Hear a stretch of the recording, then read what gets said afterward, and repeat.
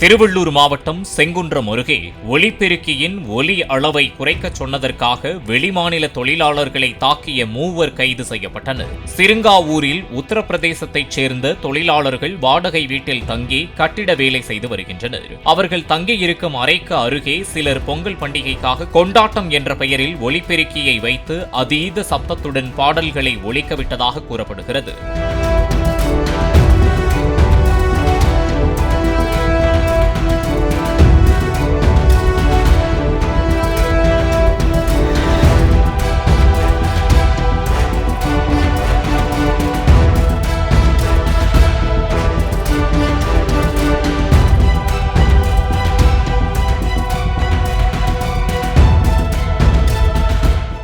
Play store மற்றும் app ஸ்டோரில் இருந்து பாலிமர் செயலியை QR கோடு மூலம் பதிவிறக்கம் செய்யுங்கள்.